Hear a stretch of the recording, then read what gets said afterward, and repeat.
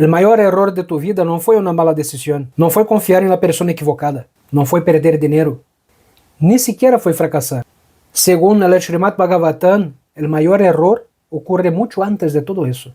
Olvidar quiénes somos realmente. Y ese único error da origen al miedo, al apego, a la ira, a la frustración y al sufrimiento. Pero el mismo texto revela también cuál es el origen de toda la existencia y por qué comprender esta verdad puede cambiar completamente su forma de vivir. Y eso es precisamente lo que descubriremos hoy. Namaskaram, yo soy Rasa Mandala Das, gran maestro de yoga y profesor de Vedanta, y en este video seguiremos para el cuarto episodio de la serie Sabiduría Ancestral y continuaremos explorando las enseñanzas tan profundas del Srimad Bhagavatam, una de las joyas filosóficas y espirituales más importantes del Sanatana Dharma. En esta serie Sabiduría Ancestral estudiamos las enseñanzas de las escrituras védicas para descubrir que, aunque fueron reveladas hace miles de años, siguen ofreciendo respuestas extraordinariamente actuales a los desafíos modernos. Hoy analizaremos dos versos que a primera vista parecen tratar de temas distintos, pero que en realidad están profundamente conectados. El primero nos revela quién es el origen de toda la existencia. El segundo nos explica por qué el ser humano vive atrapado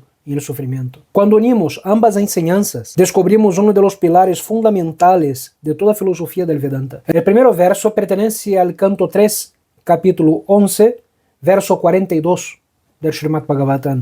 La suprema personalidad de Dios, Shri Krishna, es la causa original de toda causa. Aunque se trata de una frase muy breve, contiene una afirmación que resume toda la creación del universo. Nuestra experiencia cotidiana nos enseña que todo tiene una causa. Una planta nace de una semilla. La lluvia proviene de la evaporación del agua. Una casa existe porque alguien la diseñó y la construyó. Incluso nuestros pensamientos producen acciones, y nuestras acciones generan consecuencias. Vivimos inmersos en un profundo entramado de causas y efectos. Sin embargo, cuando reflexionamos filosóficamente, surge una pregunta inevitable. Si todo tiene una causa, ¿cuál es la causa de la primera causa? Las diferentes escuelas filosóficas han intentado responder esta cuestión. Algunas sostienen que todo surge de la materia, otras hablan de una energía impersonal. Algunas consideran que el universo existe por azar o necesidad, y el Vedanta nos ofrece una respuesta completamente diferente. Afirma que la causa última no es un objeto, ni una fuerza ciega, ni una simple ley física. La causa original es una persona suprema, y esa persona es Shri Krishna. Cuando el Srimad Bhagavatam afirma que Krishna es la causa de toda causa, está enseñando que todo cuanto existe depende de él para existir. Él es la fuente de la materia, es la fuente de la energía, es la fuente del tiempo, la fuente de las leyes naturales, de la inteligencia, de la conciencia, es la fuente incluso del propio Brahman y, por supuesto, la fuente de todas las almas.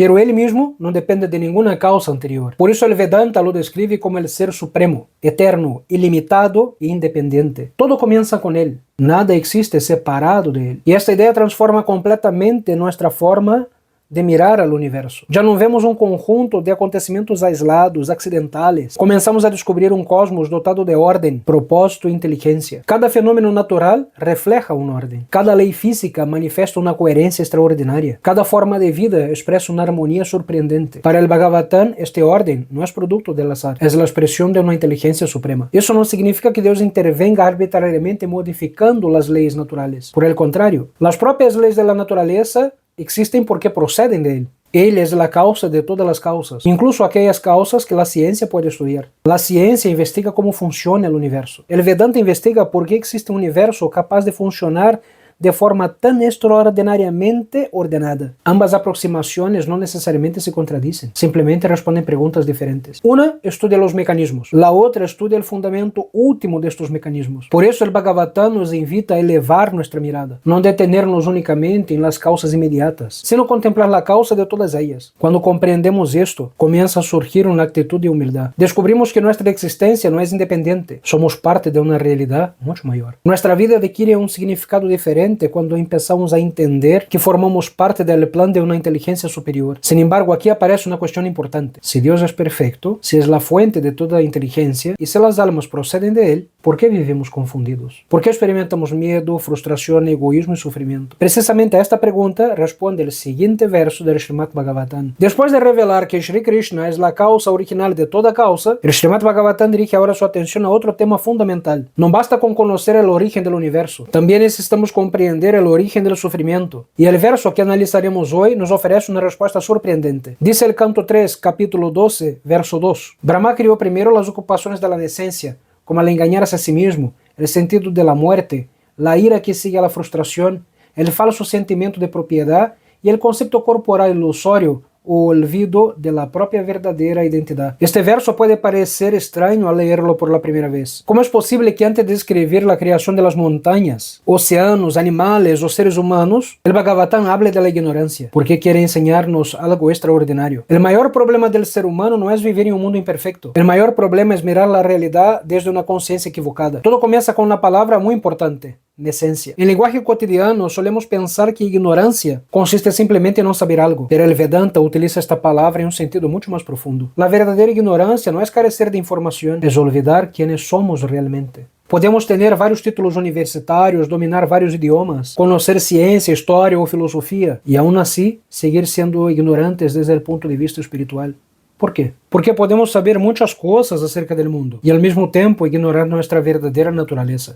El Bhagavatam afirma que esta confusión da origen a 5 grandes manifestaciones que condicionan toda la existencia humana. La primera es el autoengaño, y quizás sea la más difícil de reconocer, porque nadie piensa que está engañado. Nos convencemos que estaremos plenamente felices cuando consigamos determinado trabajo, cuando compremos una casa, cuando encontremos una pareja, cuando tengamos dinero, cuando recibamos reconocimiento o un aumento salarial. Y sin embargo, una vez alcanzadas estas metas, descubrimos que la satisfacción dura poco tiempo. Entonces, buscamos otra meta, y después otra. El problema no está en trabajar, progresar o tener proyectos. El problema consiste en creer que aquello que es temporal podrá satisfacer completamente aquello que es eterno. Ese es el verdadero autoengaño. La segunda manifestación es el sentido de la muerte. El Vedanta no niega que el cuerpo muera. Lo que cuestiona es nuestra identificación absoluta con el cuerpo. Cuando creemos que somos únicamente este cuerpo físico, la muerte aparece como el final de todo. Y de ese miedo nacen muchas decisiones. El miedo a envejecer, el miedo a perder la belleza, el miedo a enfermar, el miedo al paso del tiempo. Sin embargo, el Bhagavatam enseña que el ser que observa estos cambios permanece. El cuerpo cambia desde la infancia hasta la vejez. Las emociones cambian, los pensamientos cambian. Pero hay un testigo constante de todos estos cambios. Este testigo es el alma, eres tú.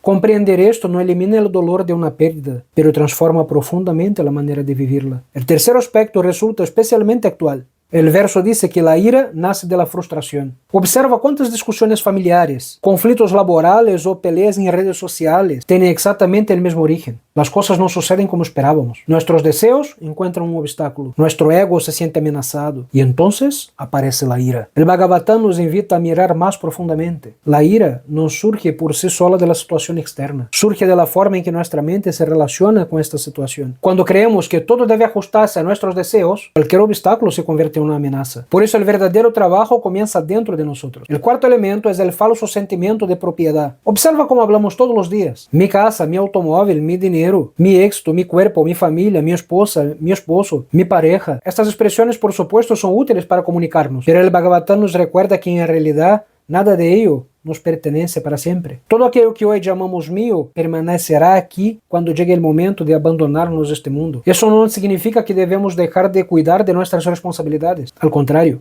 significa aprender a administrarlas con gratitud, pero sin apego. Cuando comprendemos esto, aparece una gran libertad interior. Podemos disfrutar de las cosas sin convertirlas en la base de nuestra identidad. Finalmente llegamos a la raíz de todas las demás formas de ignorancia, el concepto corporal ilusorio. Esta es la idea de que somos únicamente el cuerpo, la mente, la profesión, la nacionalidad, la edad o la historia personal. Pero el Vedanta afirma que todo eso son características temporales. Nuestra verdadera identidad es mucho más profunda. Somos Atman, somos la conciencia espiritual, eterna, llena de potencial para desarrollar una relación amorosa con la suprema personalidad de Dios, Shri Krishna. Cuando olvidamos esta identidad, empezamos a buscar en el mundo aquello que solamente puede encontrarse en el plano espiritual. Y ahí, justo ahí, nace el sufrimiento. ¿Y cómo aplicar estas enseñanzas hoy? Todo eso puede parecer una filosofía muy elevada, pero el Bhagavatam fue revelado justo para transformar nuestra vida diaria. Imagina que mañana alguien critica tu trabajo. Si tu identidad depende completamente de la aprobación de los demás, esa crítica puede destruir tu paz.